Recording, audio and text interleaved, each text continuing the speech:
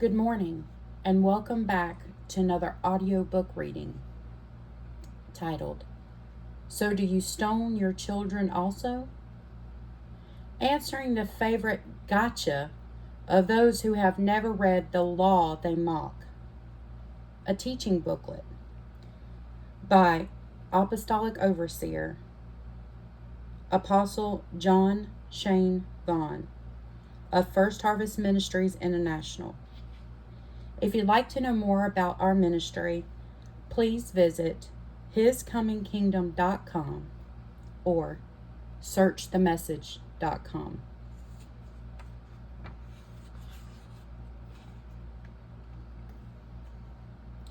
Introduction. The smug smile. You have seen it.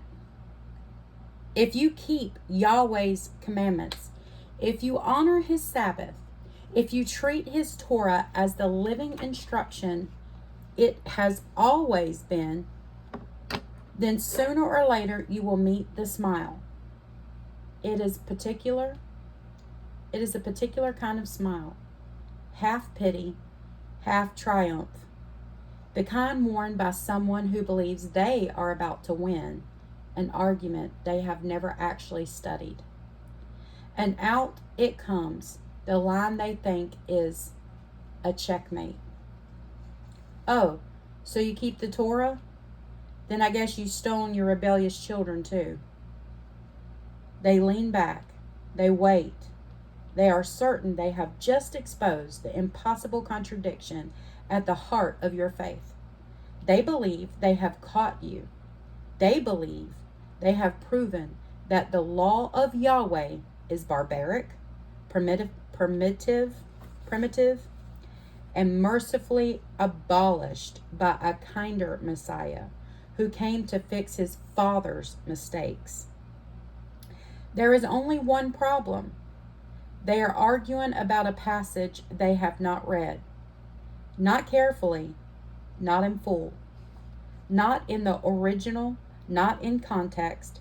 They have inherited a soundbite, polished it into a weapon, and aimed it as people who have spent years on their knees in the very text they are dismissing.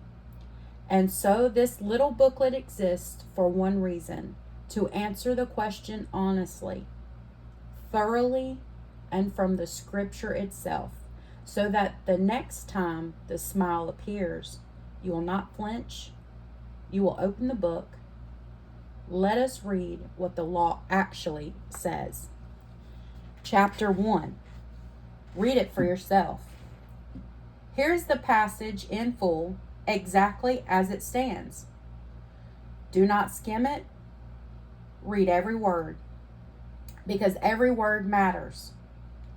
If a man has a stubborn and rebellious son who will not obey the voice of his father or the voice of his mother, and though they discipline him, he will not listen to them, then his father and his mother shall take hold of him and bring him to the elders of his city, to the gate of the place where he lives.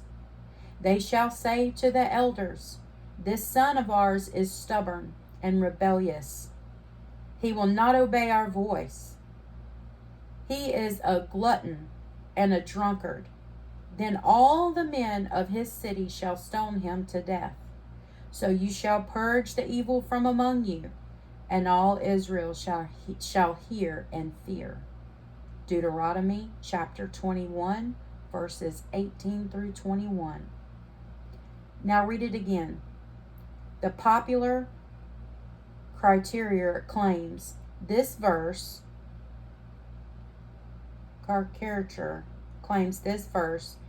hands a sword to angry parents and licenses them to murder a disobedient toddler.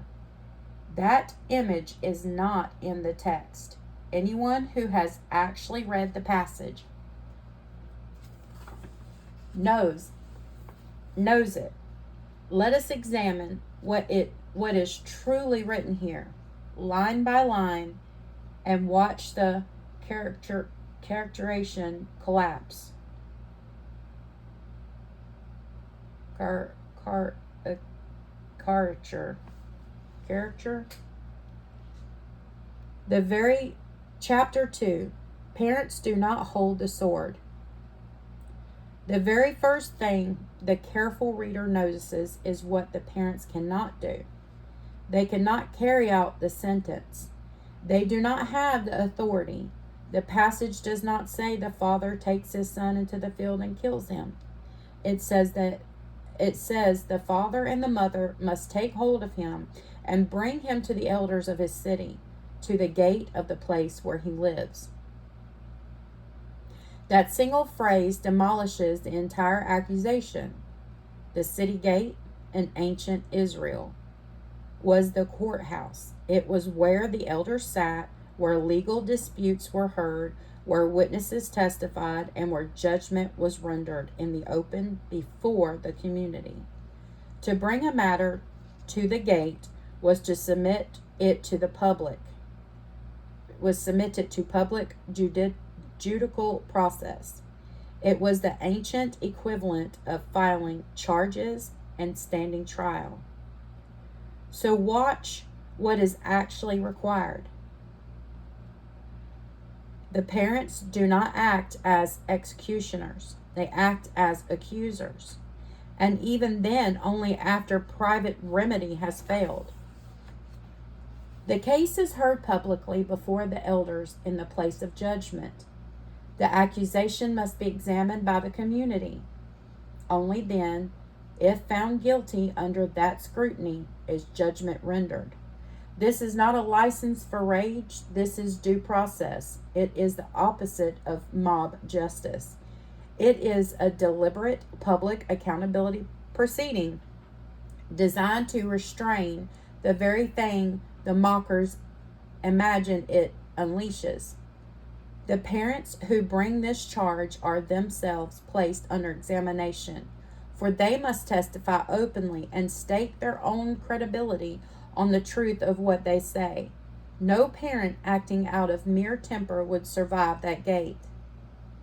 The caricature, Caricature, dies in the first 2 verses. But there is far more. Chapter 3. The law was built to prevent abuse, not enable it. If the modern critic actually wants to talk about how a Torah court worked, let us talk about it.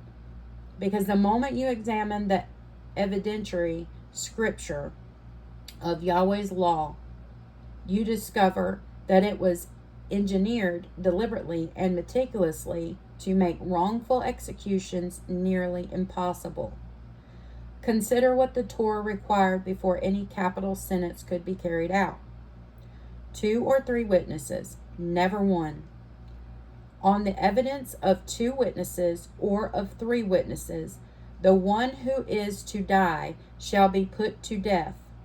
A person shall not be put to death on the evidence of 1 witness. Deuteronomy 17 and verse 6. No accusation stood on a single voice. No private grudge, no solitary claim. No one person's word could send another to judgment. The testimony had to be corroborated independently by multiple witnesses examined before the court. The accuser bore the risk. What happened to a man who lied in that court? If a malicious witness arises to accuse a person of wrongdoing, and the judges inquire diligently, and if the witness is a false witness and has accused his brother falsely, then you shall do to him as he had meant to do to his brother. So you shall purge the evil from your midst. Deuteronomy 19, verse 16 through 19. Read that carefully. The false accuser received the very penalty he sought to impose on his victim. A man bringing a capital charge was, in effect, placing his own life on the scale. That is not a system that invites abuse. That is a system that terrifies the abuser. The judges themselves were accountable. The court was charged to inquire diligently. Israel's judges were not rubber stamps. They were commanded to investigate, to cross-examine, to search out whether the charge was true. The whole apparatus was public, corporate, and answerable. Now place the rebellious son law back inside the structure. That structure. The parents do not execute, they accuse. Their accusations require cooperation. The judges must inquire diligently. A false charge rebounds upon the accuser's own head. Every safeguard the Torah built into its capital system applies here too. This is the central truth the mocker never grasps. The law is structured to prevent abuse, not to enable it. The critic imagines a system rigged for cruelty. The text describes a system armored against it. Chapter 4. What the Hebrew actually says. The accusation rests on a picture. A small child, stoned to death for ordinary childhood disobedience, refusing to clean his room, talking back, throwing a tantrum. That picture is not in the text. It cannot be once you read the Hebrew.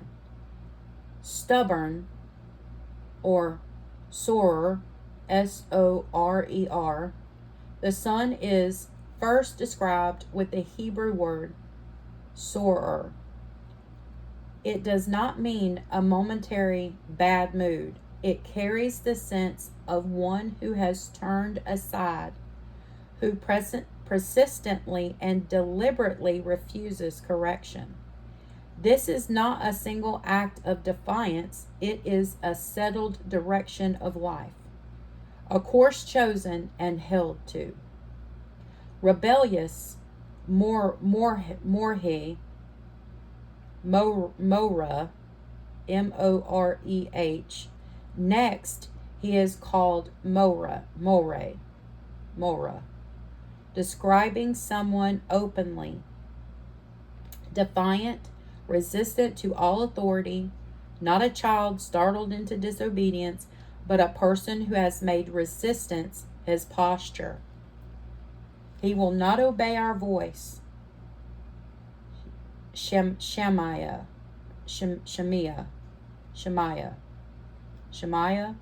S-H-A-M-A. The parents say he will not obey. The Hebrew verb here is Shemaiah, S-H-A-M-A. And it means far more than hearing sound. It means to listen, to heed, to obey. The grammar paints a picture of repeated correction met with continual refusal. This is not a first offense. This is a pattern established over time. Resistance to every effort at discipline. A glutton and a drunkard. Zoel, Z-O-L-E-L, and Sova, S-O-V-E, Sova. And here comes the detail that ends the debate entirely. The parents describe their son as Zoel, a glutton, and Sova, a drunkard. Stop and consider that. These are not the words you use for a little boy who refused his supper. A glutton is one given over to habitual excess. A drunkard is one whose life is marked by intoxication. These described a lifestyle, settled, habitual, chosen, indulged. Now, Here's where we must be precise, because precision is what wins. This argument, a critic may object, but the text never explicitly says he is an adult. That is true, and it does not matter. The Torah does not establish guilt hereby counting years. It establishes it by describing behavior. The burden of proof in this passage is behavioral, not numerical. And the behaviors named, sustained drunkenness, habitual gluttony, an entranced pattern of defiance unbroken by repeated discipline, presuppose a maturity and independence that no small child possesses. You do not need the text to print a birth certificate. The conduct itself testifies to who is standing before the elders. The finger described is not a toddler having a meltdown. It is a hardened, self-determined person who has made dispensation and rebellion the settled character of his life, and has refused every correction offered him. The mocker's image of the murdered toddler simply is not there. It never was. It exists only in the imagination of those who never read past the word stoned. Chapter 5. Even the rabbis knew. Here is something the accuser almost never knows, and it is devastating to their case. The ancient Jewish sages, the very people closest to this text in language, culture, and time, did not read this passage the way the modern mocker does. They surrounded the law with so many legal safeguards, so many strict judicial conditions, that the Talmud famously concluded, "There never has been a stubborn and rebellious son, and there never will be." Read that again. The rabbis who lived inside this law, who guarded it and debated it for centuries, declared that the conditions were so exacting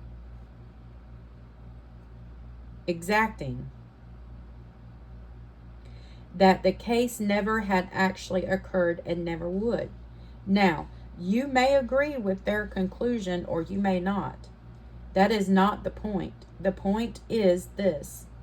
The people who knew this text most intimately did not understand it to mean that parents could execute disobedient children. They understood it as an exceptionally rare legal case wrapped in extraordinary judicial protections, a case so hedged about with requirements that it functioned more as a solemn warning than as a routine penalty. So when a modern critic waves this verse around as proof of Torah's barbarianism, they are not only contradicting the careful reader of the Hebrew, they are contradicting the very tradition that preserved and transmitted the law for thousands of years.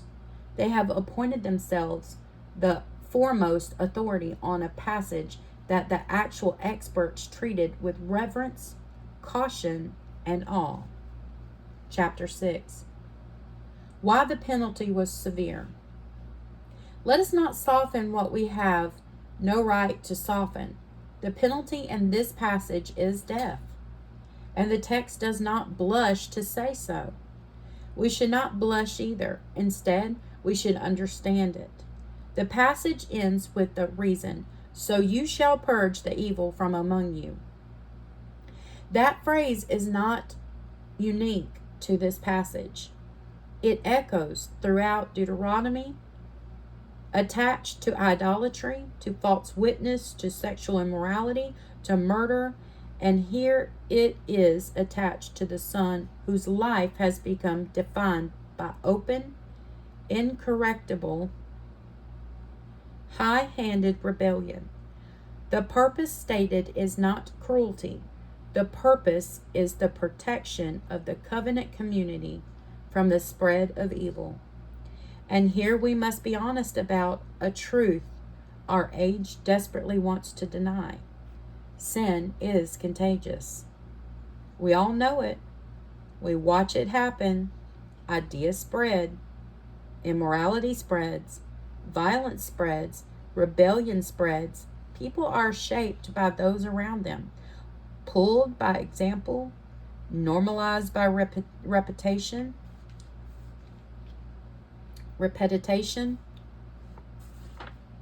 Look at any culture, including our own, and you will see how quickly a tolerated evil becomes a celebrated one, and how quickly a celebrated evil becomes a mandatory one. Israel's own history is the proof. Again and again, the nation tolerated idolatry. Again and again, it refused to remove those leading others into sin. And again, the corruption spread, generation upon generation, until entire eras of the covenant people collapsed into apostasy. The leniency that looked like mercy became the seedbed of national ruin. Yahweh was not indifferent to that reality. He saw the whole arc. He knew how one settled, defiant rebellion, left unchecked at the center of a community, could leaven the entire lump. And so the law forces every reader to reckon with how seriously he regards persistent, high-handed rebellion and the corruption it carries. Does the penalty sound severe? It is supposed to. The severity of the sermon, it is meant to make us tremble at what rebellion truly is, to strip away the modern fantasy that defiance against the Most High is a small and private thing. It is not small. It was never. It is not small. It was never.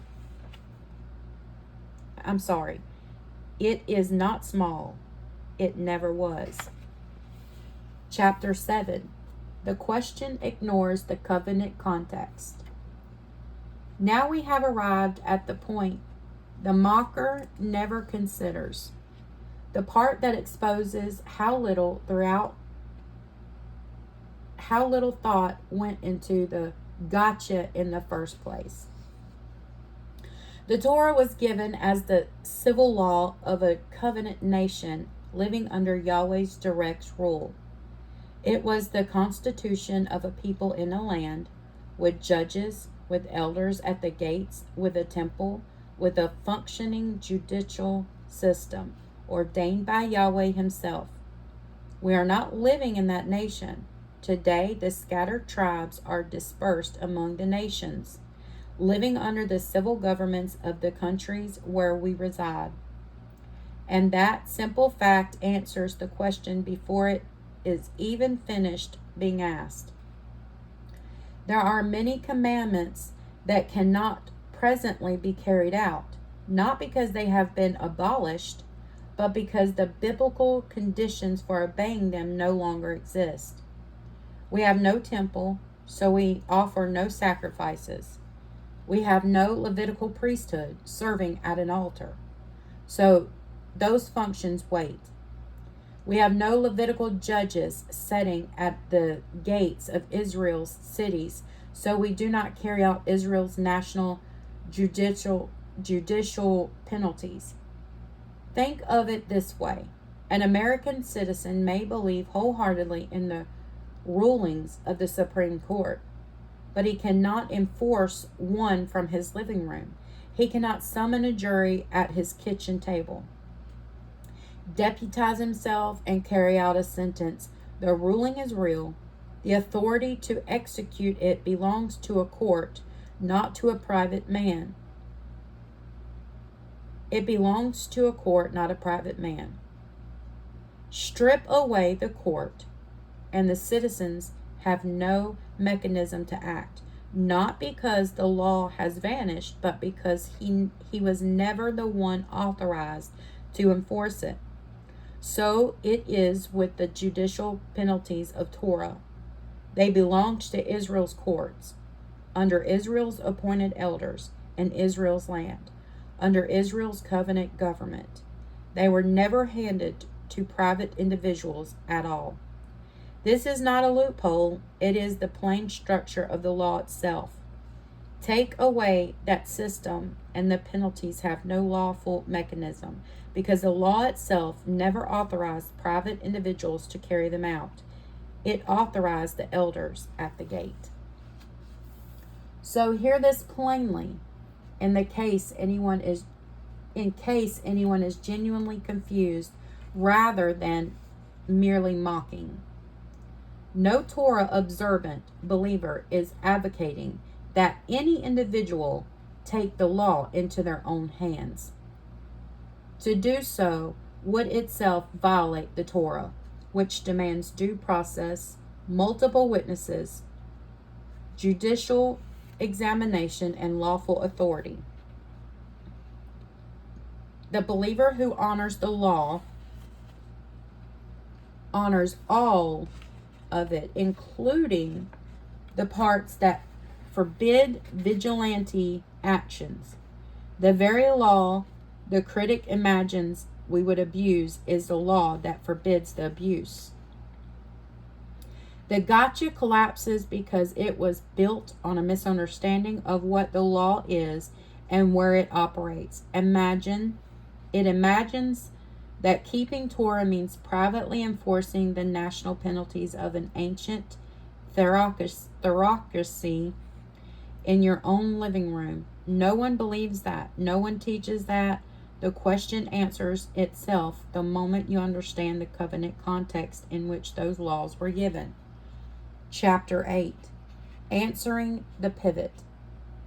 Here is where the honest critic and even the sincerest believer will turn. The moment Deuteronomy is explained, the conversation jumps tracks. But didn't Jesus do away with all of that? Turn the other cheek. Let the woman go. You're stuck in the Old Testament. This is the real heart of the matter, and it deserves a straight answer. First, what fulfill actually means. Yeshua said it plainly, "Do not think that I have come to abolish the law or the prophets. I have not come to abolish them, but to fulfill them." Matthew 5, verse 17. The critic reads fulfill as finished and discard, as though he came to complete a task that could not be thrown away. That could now be thrown away. But the Greek word is Plerosai, Plerosai, to fulfill, to bring to its complete and intended meaning, to fill up the brim.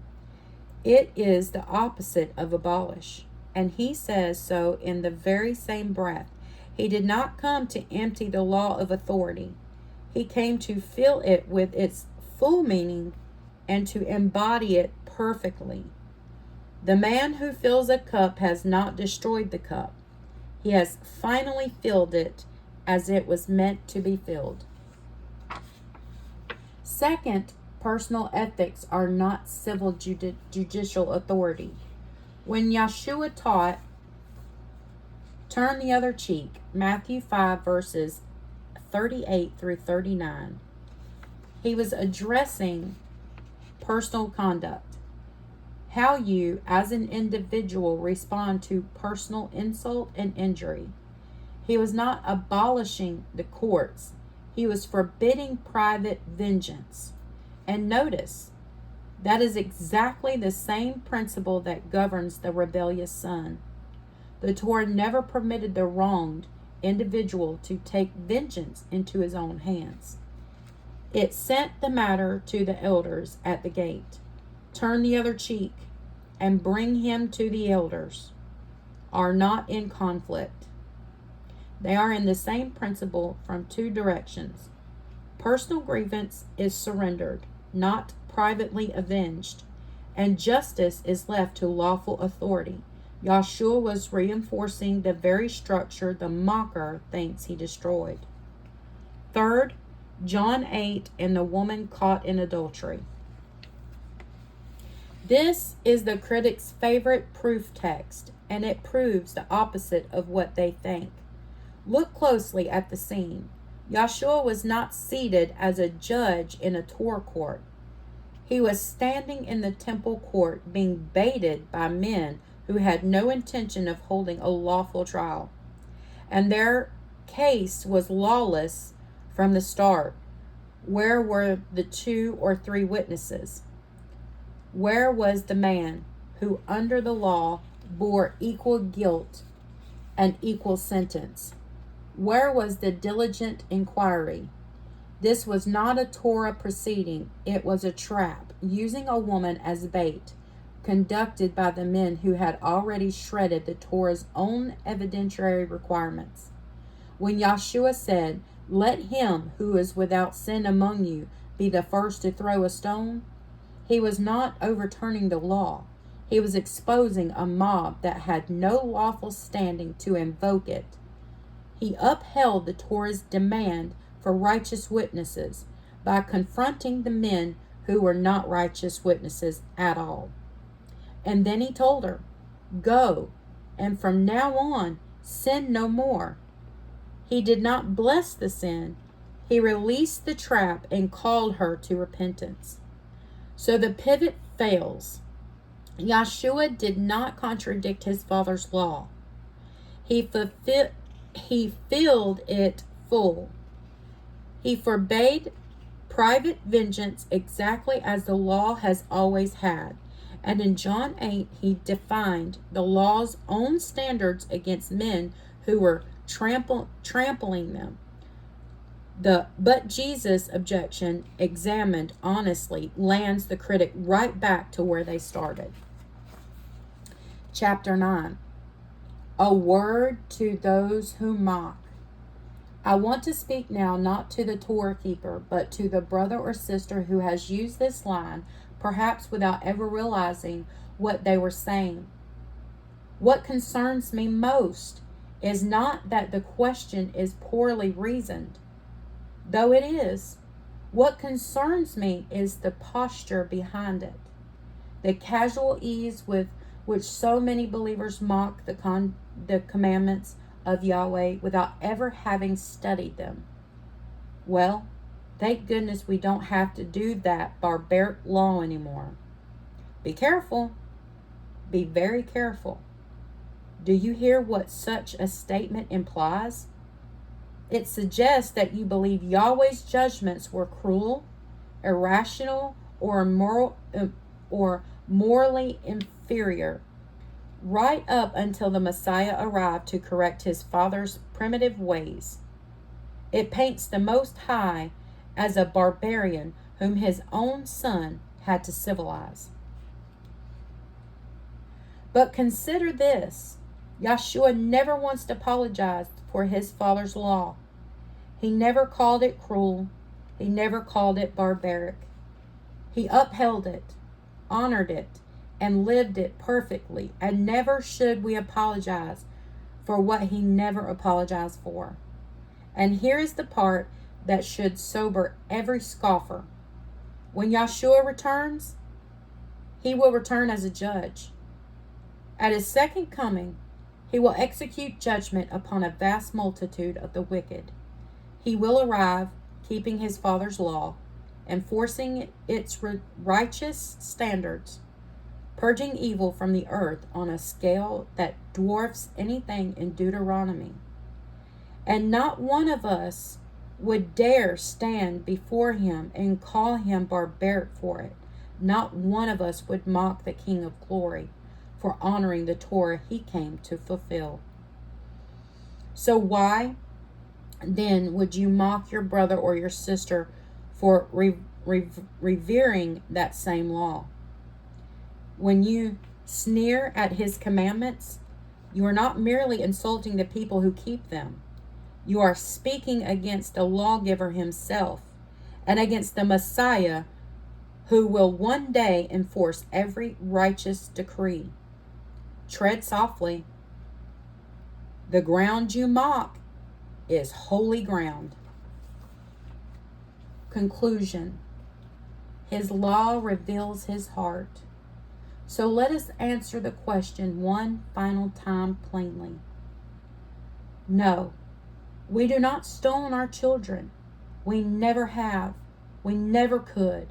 The law itself forbids private individuals from carrying out judicial penalties, demands 2 or 3 witnesses, turns the false accuser's